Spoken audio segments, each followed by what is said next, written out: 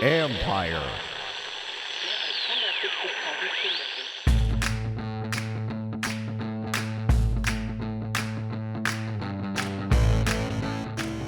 Hello and welcome to my podcast, talking about yet another Redskins loss, but looking at the big picture with Michael Phillips of the Richmond Times-Dispatch.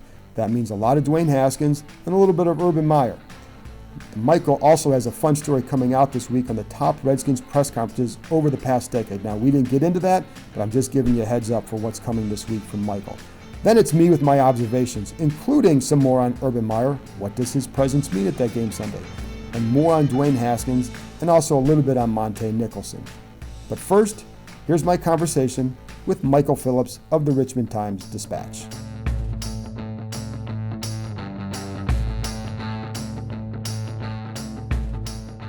Okay, now I'm here with Michael Phillips from the Richmond Times-Dispatch, who is America's podcast guest. I'm owning it. Yeah, I might get a shirt or something. I think you need to get it. Well, between JP and I, somebody's going to come up with a shirt for you at some point. So, you go on their podcast too. So, let's jump into it. So, a loss, but some things that I think fans maybe wanted to see. And I think for fans, it's probably the best case. You saw a quarterback who had a good game, and you lost, and so you didn't screw up the draft standing and maybe something else. Your very, very best case is probably a little bit more out of Sims because he's a part of the future too. But boy, McLaurin, hello. His separation on that touchdown, just phenomenal. How'd that guy end up in the third round of the draft? I think they would still because they were excited as hell to get him, obviously, because when they went there and the scouting report they had on him was suggested he should have gone higher. Yeah. Based on their scouting report. I think the breakaway speed, the big plays, and incredible. Yeah. And he's got the presence to look at the video board to see if he's being chased down or not. That's a veteran move. It is a veteran move. But I think what I've always liked about him is there's a toughness that comes with him. Yeah. But is the sharp route running too. And I think they caught the Eagles on that touchdown in the safety or whoever was playing the safety role was late dropping back and got himself out of position. But that's what happens when you have a playmaker. You get yourself out a little bit out of position, and then he takes advantage of it like that. No doubt. And so Haskins, people are going to see what they want to see, because if you take that throw out, that's a Haskins stat line. You don't take it out, you get to include it. Right. It was a really good stat line for Haskins. I thought the decision-making was good. I thought he was a little quicker. He was a little sharper. I've just seen him take a small step forward in every game, and we're at the point now where you say, I think we can just say it now, he's the quarterback going into next year. Sure. And he will not be competed with at training camp. He will be the number one quarterback going into next year. That doesn't mean he's going to be great. That doesn't mean he's going to start forever in this league. But he has done enough to earn that undisputed Dwayne is our quarterback endorsement going into next year's training camp. What did you see today? Is there anything more that you saw differently, or is it more just building on? I loved his decision making on those option plays. Whoever installed that was a great wrinkle. But his fake to Adrian and then pulls it in and then tosses it a half second later, gets Adrian, gets him going. I thought that was really nice. The decision making has improved. The one thing we said after the last couple weeks is we're seeing him missing check down guys. You're seeing him not making the read progression as quickly as you need to. I'm still waiting to see that play out more. But I felt like, I don't know if the reads were friendlier this week. I don't know if the Eagles were friendlier than the Packers. Right. They were. But the degree of difficulty felt less for him. And and listen, I'm not taking anything away from him, because I know that some people there's a Dwayne Haskins, the skeptics crowd and the critics, and then the side that just absolutely wants to believe. And the skeptics critics side they're going to point out, well, the Eagles defense is blah right now. They are. I don't know that I care about that, because the whole reason with the quick passing game was to keep the rush off of him. And they did take advantage of it, but he's also throwing to guys. McLaurin is really good, but they're still the youngest receiving group in the league. You can't get younger than that three. They're all rookies. Long term, the way to make money in life is to bet against NFL quarterbacks. More of them fail than succeed. Yeah. The odds are always against him, and the odds are against him and the things he has to do and the ways he has to grow. There's so many of them, but he's at least positioning himself to be in a position where he can do it. Carson Wentz, who some of the Eagles fans are ready to run Carson Wentz out of town, which is amazing. It is. That throw he made to the back of the end zone. These guys are out here doing things that are just absolutely incredible, and still you have to go to another level to stick in the NFL. You do, and the funny thing is with Dwayne too. And after the game, he said that it wasn't good enough, and that basically he wants that to be an average game for him. Yeah. Which you have an average game like that, you're going to camp. Let's be real here. But I mean, he seems like he's also more comfortable after games talking to us in the last couple weeks, maybe. We really, yes, to that. We really noticed, I know you noticed it too because I saw you tweet about it, there was a difference in the style of the play calling early in the game too. Yeah, and I think that suits his style right now. In talking to people here, and I mean, asked somebody, what would be the ideal situation for him? It's a quick passing game.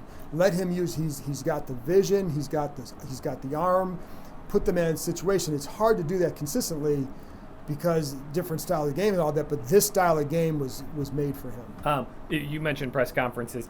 He needs to learn to be a little bit better after losses. Yeah. Yes. He's become very good at presenting and sharing with us what happened after a win. He's got a little of that Cam Newton to him where he's not super interested in breaking anything down after a loss, which I think I'd be salty about losing too. I'd be salty, and I think the one thing I liked better than part of this is the bar for that was the Minnesota game, where he was just downright morose, and I don't think you want to be quite like that. I don't mind, that's where the competitor side goes. I'm fine with that. Like if you're not ready to go into specific details because you lost, but just carry yourself a certain way. And I thought it looked like he did that today. Yeah, in baseball, you like everybody just bounces right back after the game. There's 162 of them. You can't dwell on it. In football, these are big. Every game really matters a lot, and especially for him trying to prove himself. Right. So I totally understand it. That is something that comes with the territory, though, that he's going to have to learn that the team will follow him, especially as he becomes the established quarterback. And there's that line to walk between being frustrated with yourself, but also picking everybody up and letting them know we're right back at it next Sunday. But you've seen enough for him going forward. To name the only exception I would make, and I think it's out of play, would be if they're holding the number 1 and you can get Burrow. He's a generational talent. The Colts have shown that before. You shove people aside when you can get generational talent. He's the only one I see, though, that I feel like you can't miss on. Right. Anybody else? No, I feel like anybody else, you're rolling the dice just as much as you're rolling the dice with this guy. And I don't think, and I don't even view that as an option because I don't think they're going to get that pick. So not in play. Right. So it doesn't matter. So we, this is the guy moving forward. Let's turn to a guy who was here watching him, Urban Meyer. Hey. Now, a lot of talk about that. Much ado about nothing, it seems. Alex Smith, of course, played for him at Utah. Guys out on the field. Terry McLaurin. Urban got to go to Army Navy yesterday, which I'm jealous about. That's one I'd love to attend at some point. Can they do that we were there for the Eagles game the next day? It would be Wouldn't really that be nice. the best? It would be nice. Or just give us put in a good word with give us a bye hires. week. Bye week at mid-December, week yeah. 14 bye week. So we can go to that game. But yes, that would be cool if they played the Eagles up there. If the Redskins want to hire Urban Meyer as their next coach, the thing they don't do is parade him on television in the owner's box. And also when he's looking out it's here. cool that he's here. He knows Alex Smith. Alex has influence. He knows Dwayne. It's great that he's talking to Dwayne, McLaurin, obviously, but especially with Haskins, like you love having a guy like that in his ear, like getting to talk to Urban Meyer after a game. What'd you see today, Coach? And knowing that Haskins trusts that voice as well, awesome. And like I said, this is not his visit here was not about the coaching search. Whether or not it came up when Dan Snyder's talking to him, I mean, it might be like, hey Dan, or hey Urban, we might have an opening in a couple weeks. Like, that's great, Dan. Super intriguing if he ends up in Dallas, though. Super intriguing. It would be. And it would be funny if he gets a couple more $1 million per year because he was here today. Hey, there you go. He knows how to play the game. Yeah. But Josh Norman's the other one. So you stopped him. You saw him after the game. You stopped him. Then a couple of us happened to be in the right place and joined in the conversation. He's been very quiet throughout this whole process. Uncharacteristically so. Uncharacteristically. And part of it is I know from his talking to him is that it felt like there was really nothing for him to gain by talking. So what did you make of his conversation talking to us today? I thought he said all the right things. It's been frustrating, but I will do my role to the best of my abilities. I was fascinated by the statement, do you still think you're an elite corner? Yes. I don't think I'm an elite corner. I am. I am. Man. Yeah, I don't believe it. I am it. And that's... yeah. Yeah, though that was, and I guess... You have to say that. I get that. You're going to end up somewhere else next year, presumably. And you're maybe going to have to accept a role as a number 2 cornerback somewhere. That's going to be a tough adjustment for him. I think it's going to be a tough one, and I'm certain that there's a spot in this league still for him if he wants to do it.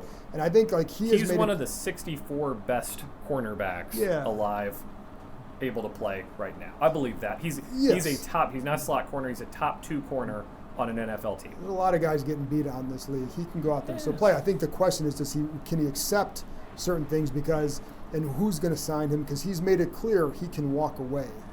And if he goes somewhere, say he goes to the NFC South and you're playing the Saints, you don't go up against Thomas. You're going up against the other guy. Right. Being able to accept that and lock down the other guy and take pride in that. And I'll be curious, some guys want to stick around to get that ring. He has said that he wants to do that. We'll see if he really does, and then what are you willing to do to go try and chase that? And I think that'll be the thing. He falls in the crowd of guys I've always loved talking to. I love his candor. I love what he does off the field. A very charitable guy. And the NFL just isn't made for unique guys. No. The NFL is made for foot soldiers who play their role, and don't make noise. The NFL is made for Ryan Kerrigan. You line up some coaches. Who do you want to? I want 12 Ryan Kerrigans. Right. Just does his job, does it well, doesn't make a lot of noise. And that's tough for Josh, but I have always enjoyed talking to him. I do think highly of him. He becomes a lightning rod for criticism, too. When you talk like that, you have to back it up every single time, and people don't want to hear that you were supposed to have help on this play or that play. They just see 24 trailing and having the guy catch it on him. So you invite that critic, like Ryan Kerrigan never talks. The criticism doesn't come quite as hard, even though this was not a good year for him. And it wasn't. But the criticism isn't coming partly because he's not there in as vocal as Josh is. One thing about the new coach coming in, who are you going to keep around? You can keep Kerrigan and Norman, and you can cut both of them. If I'm a coach, I'm keeping Kerrigan because think about how many roster spots you got to churn here, and coaching spots. Being a first-year coach is a giant headache. Especially here, you have to do everything for the first time. Unless it's a repeat coach, you got to learn to do everything as a head coach, and you got to change everything, and you got to turn over all these roster positions you won't have to every year. Give me a Ryan Kerrigan. Give me a guy I don't have to worry about him. Do I want to replace him eventually? Sure, I think I do. Absolutely. But he's a guy I don't have to worry. He's one less headache for me in my first year. And then it depends what defense you're playing, the style of defense too. I think part of the reason why Josh 4-3? Yes. Hey. And part of the reason that I don't think Josh has talked is because what if he knows all these changes might take place here? Mm-hmm. What if the new people want to keep him? Sure. What if he wants to stay here? This is his way to stay here, is to not sound off, because he then can do it. Once you start sounding off, you're pissing off the owner. You tick off the owner, you're gone. I don't think today's comments will be interpreted. No, absolutely not. In a negative way. People will laugh at him saying he's still an elite corner, and the reason why is because, you haven't seen it out there in a while. But I thought the notes he sounded were exactly what you would want to hear from a guy in that position. Last thing, a little bit disappointing, the defense again today on third down was 11 out of 16 horrible, and the run defense continues to stink. And I thought the defense had turned a little bit of a corner overall. Mm-hmm. Today, to me, was a bad setback for them. I would agree with that, and you can talk about injuries in the secondary if you want to. I think there was still fielding talent back there, and I think they were getting gashed in the run game. They were as well. And the Eagles are missing a lot of guys. The run game is not sustaining injuries. Yeah. And you look at the Eagles receivers, and that was probably a fair-on-fair matchup. Exactly. There. This is a fourth preseason game type matchup in some of those areas. Someday when we talk to Dan Snyder, I will ask him how Greg Minuski managed to keep his job for 14 weeks of the 2019 season. I think because what else you got? That's amazing. And I also think because if they had fired him, I'm guessing Jim Tom Sula would have said, "I'm headed to Florida. Here's my playbook. I'll see you later. Yeah. Send the checks." So I think that's why. I think that's a big reason why he kept the job. But You down with grabbing a defensive coach and pairing him with O'Connell? I'm down with getting a really strong leader, whoever that is. Culture. I don't. Obviously, developing Dwayne Haskins is a big deal, but I think they've tried to develop the quarterbacks here in the past. That's how they got Jay Gruden.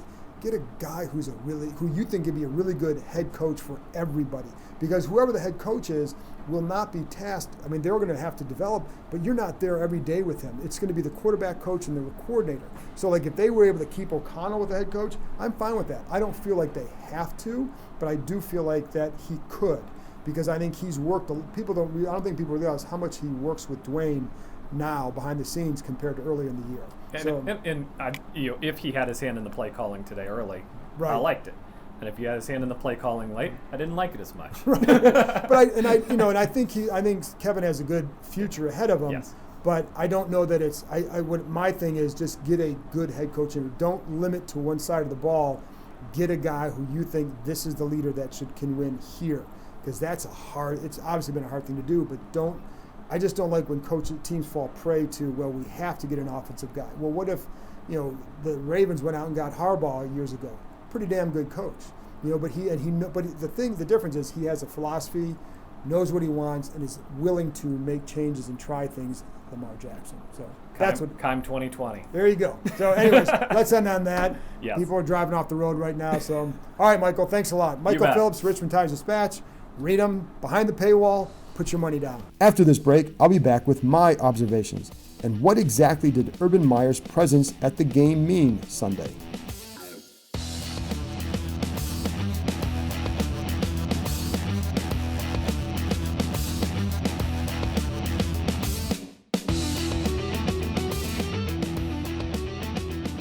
Okay, now it's time for my 5 observations. And number 1, I'm going back to Urban Meyer being in attendance at the game. My understanding is that he was at the Army-Navy game sitting with the president. Rookie Terry McLaurin, who played for Meyer at Ohio State, invited him to Sunday's game. Dwayne Haskins did not know he was going to be at the game. I kind of wonder what that says, but I don't want to read too much into anything. After the game, a few of us staked out an area in the bowels of FedEx to try and talk to Meyer as he left. We waited for a while. It turned out that he left through a different exit and probably far earlier than we realized. But while waiting, one member of the organization walked past on his way to the exit. He asked us why we were waiting. When we told him it was for one of their guests that day, he kind of laughed and said Meyer wasn't their guest. In other words, it wasn't arranged by the Redskins. Having said that, one person who knows Meyer well said that Meyer likes to stir things up and that he's intrigued by the NFL. I think we probably already knew that.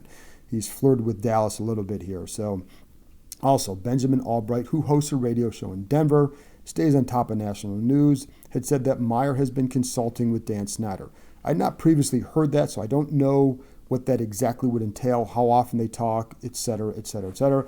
I asked someone close to Meyer about that, didn't hear back about that aspect. It's possible that Sunday's appearance is nothing more than a chance to watch some of his guys up close and to visit with another one of his former players that he loves in Alex Smith.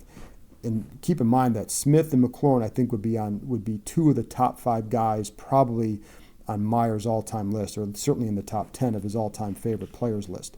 It's also possible that Meyer was well aware of what it would mean and how it might come across to others with his attendance at the game. Like, for example, maybe a certain owner in Dallas. So if Meyer ends up getting more than $10 million a year from Dallas to coach there, I think he owes the Redskins a little bit of that cut. The thing with Meyer, if and when he comes to the NFL, and my guess is that his next coaching job would be in this league, just a guess, he'll have to hire a damn good offensive coordinator. His style would be a tough one, I think, in the NFL. But he's also a master motivator, and the NFL, though, is as much about preparation as anything. Maybe he could be like a harder-edged Pete Carroll.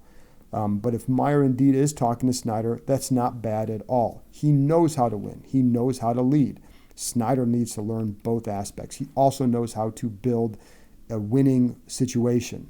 I know from having followed Meyer at Ohio State that he's really into the leadership and really into leadership these days. They set up leadership councils. They had postgraduate stuff for the players, all that stuff. He's also into challenges.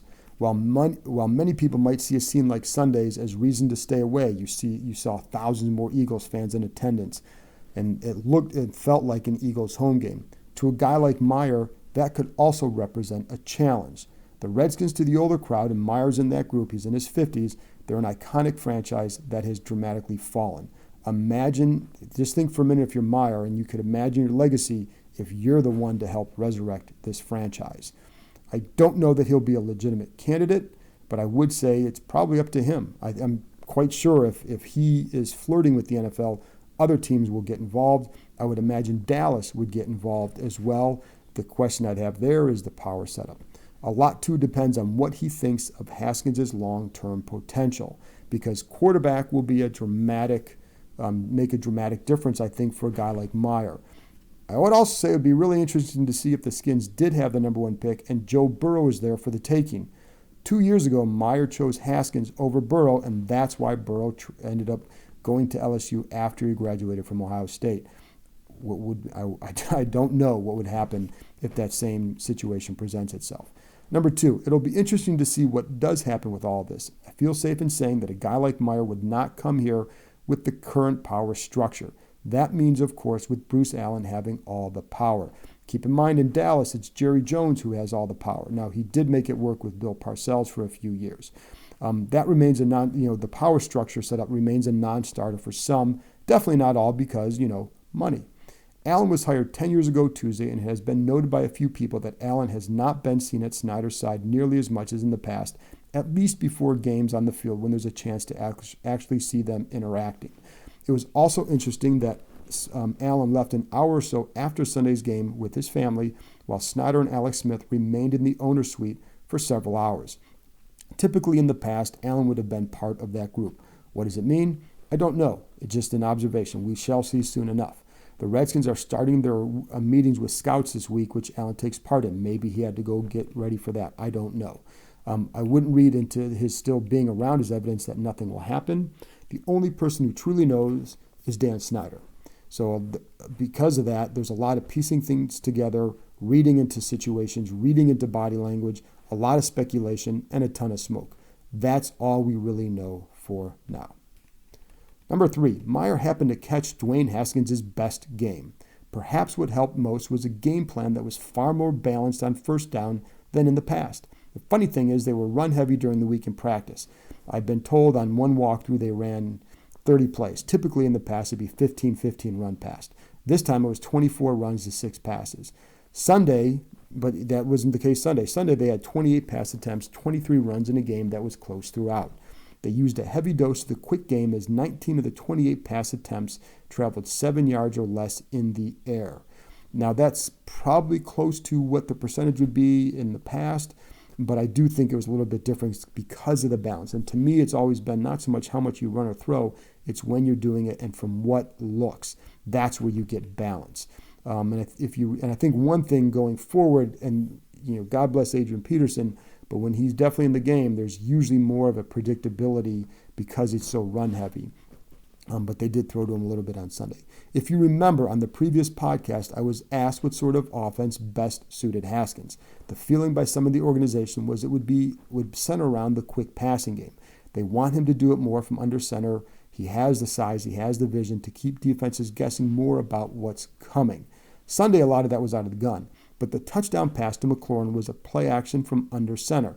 One reason it worked was because the defensive back that needed to drop into coverage in the middle was late in doing so.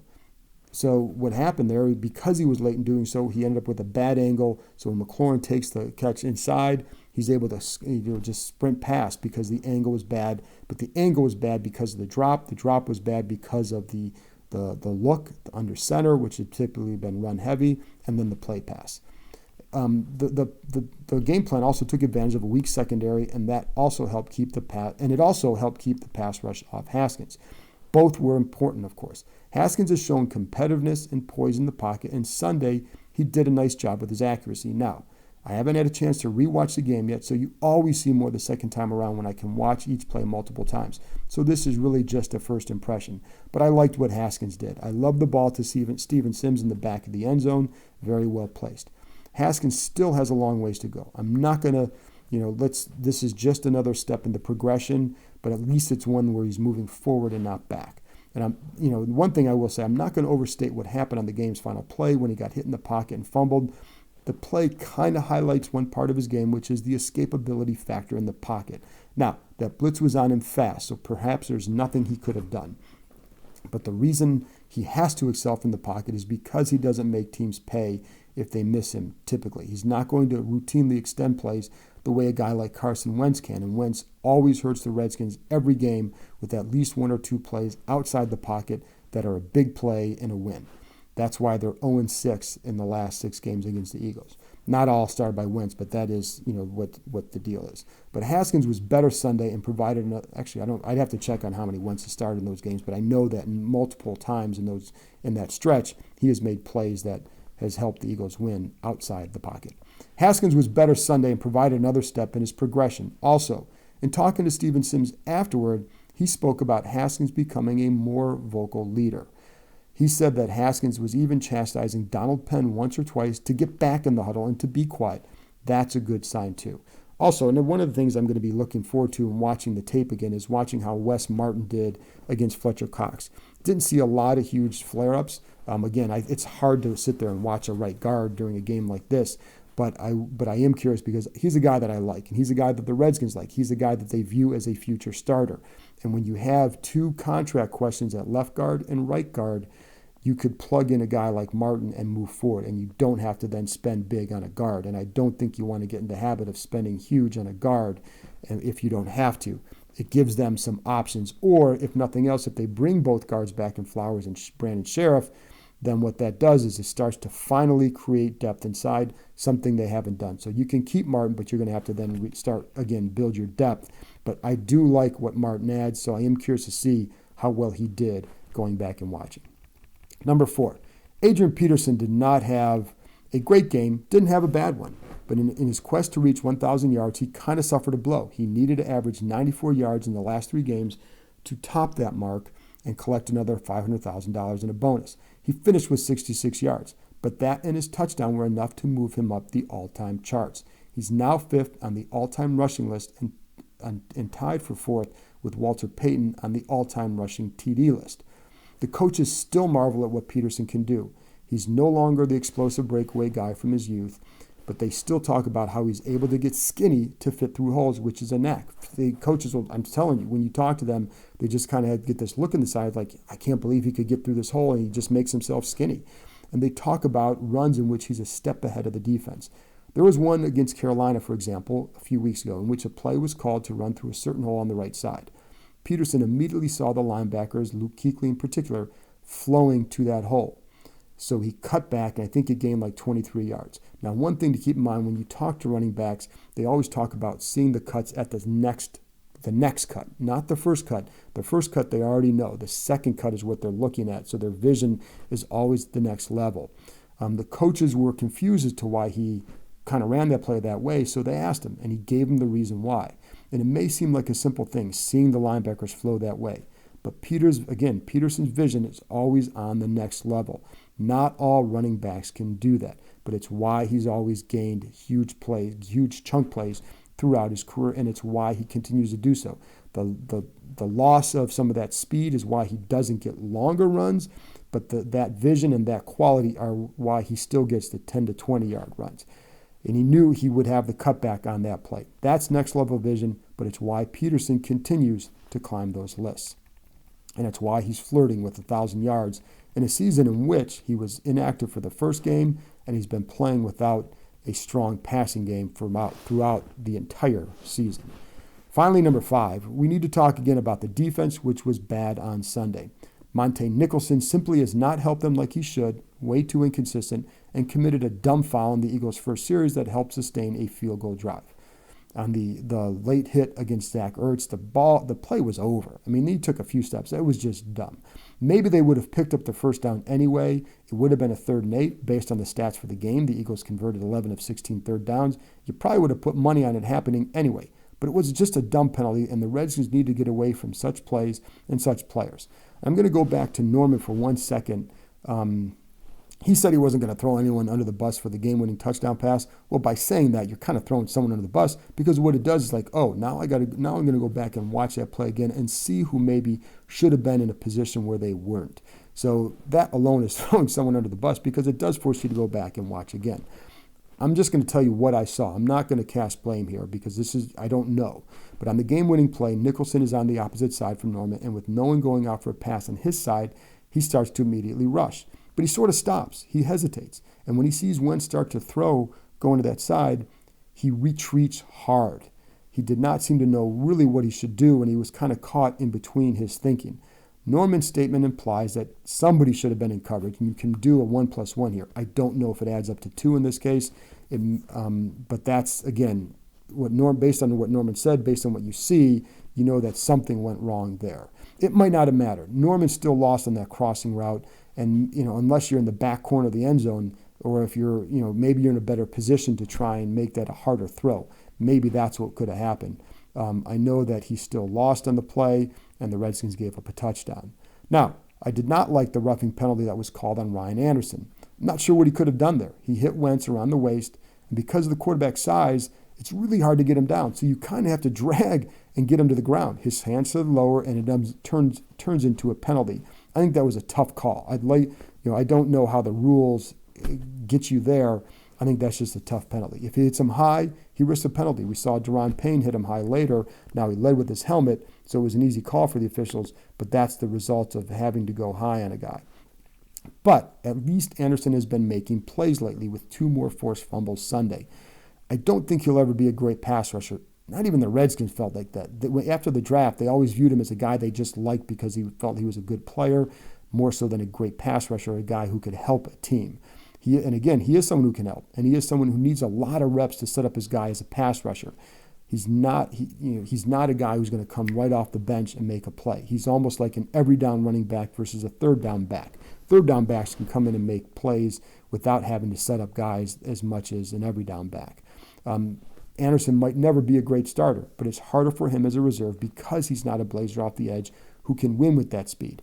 Therefore, he has to be savvy. You get that by going against a guy, setting a guy up, and then seeing how they're setting, seeing what they're doing, and seeing when they're really tired. And that's what he was able to do on Sunday. He might be nothing more than a backup on a good defense, but they also need to know if he's someone who can come in and produce when called upon to start.